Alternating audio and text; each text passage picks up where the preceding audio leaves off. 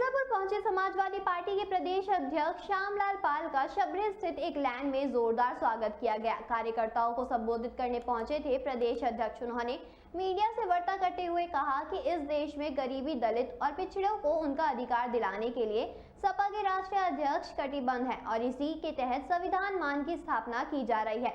IPGA के शोषण के खिलाफ हमारी लड़ाई जारी रहेगी। वहीं विधानसभा उपचुनाव को लेकर पार्टी की क्या तैयारी है, इस पर भी बोले। आइए सुनते हैं क्या कहना है इस बार के इलेक्शन को लेकर श्यामलाल पाल का।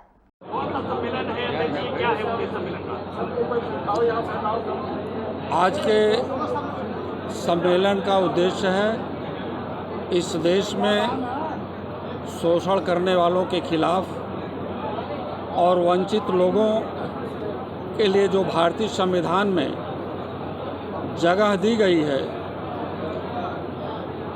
उसको लेकर के इस देश का वंचित समाज, शोषित समाज ऑर्गेनाइज हो रहा है अपने संविधान को बचाने के लिए। समाजवादी पार्टी के राष्ट्रीय अध्यक्ष आदरणीय अखिलेश यादव ने भी इस चिंता को बहुत गंभीरता से लिया और उन्होंने इसी आधार पर PDA का जो शोषण हो रहा है उस शोषण के खिलाफ, जुर्म और अत्याचार के खिलाफ जो लोकतंत्र पर खतरे का बादल मंडरा रहा है उसी को लेकर के भारतीय संविधान को जीवित रखने के लिए जो लोगों के अधिकारों के प्रति संकल्पित संविधान है उसको पूरे प्रदेश में संविधान मान स्तंभ दिवस को स्थापित करके भारतीय संविधान को बचाने के लिए 90% समाज के लोगों के बीच में जाकर के जो पूंजीवादी व्यवस्था के लोग हैं, जो सामंतवादी व्यवस्था के लोग हैं, उनके खिलाफ लामबंद करने का अपना एक संविधान मान स्तंभ स्थापित किया जा रहा है। अब विधानसभा होने जा रहा है, उसके लिए क्या तैयारी है और क्या आप चाहें?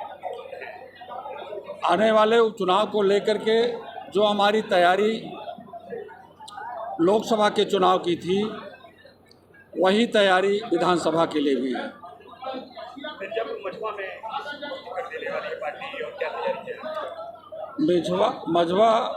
मिर्जापुर में लड़ने वाले कई कैंडिडेट्स हैं। सभी लोगों को मिला करके मिर्जापुर के सभी अपने नेताओं को लेकर के, लड़ने वाले लोगों को लेकर के माननीय राष्ट्रीय अध्यक्ष जी बुला लेंगे और निर्णय हो जाएगा सभी लोगों के मतों से, विचारों से कि कौन यहाँ पर चुनाव लड़ेगा। 22 में चूक हो गई थी, अब क्या करते हैं? आप सम्मेलन भी है, क्या कहेंगे?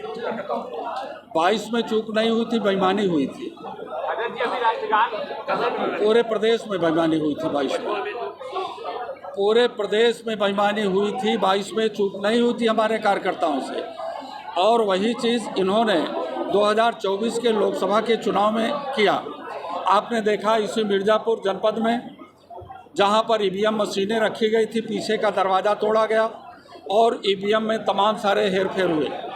जनपद फर्रुखाबाद में ज़बरदस्ती हरा दिया गया, मेरठ अलीगढ़ में ज़बरदस्ती हरा दिया गया, बांसगांव में ज़बरदस्ती हरा दिया गया। हराने का काम इन लोगों का बेईमानी से है और अब पूरी तरह से ये जनता अपने संविधान के प्रति, अपने नेता के प्रति लामबंद हो रही है। अब हरगिज़ किसी भी तरह से इनकी बेईमानी हमारे इस देश और प्रदेश की जनता नहीं होने देगी। मिर्जापुर कार्यकर्ता सम्मेलन में कार्यकर्ताओं को क्या संदेश देने आए हैं? कार्यकर्ताओं को संदेश देने के लिए, भारतीय संविधान की रक्षा के लिए, लोकतंत्र की रक्षा के लिए और भारतीय जनता पार्टी ने जो तमाम सरकारी संस्थाओं को बेच करके नौजवानों के रोजगार को छीनने का काम किया है, उसी रोजगार के मुहिम को आगे ले चलने के लिए भारतीय संविधान में जो OBC SC ST का आरक्षण है उसको जीवित रखने के लिए, नौजवानों के आक्रोश को कम करने के लिए, बेरोजगार लोग रोजगार पाएं, महिलाएं सुरक्षित रहें, इस बात का संदेश लेकर के हम माननीय जी का आए हैं। 10 सीटों में हम 10 सीटें जीतेंगे।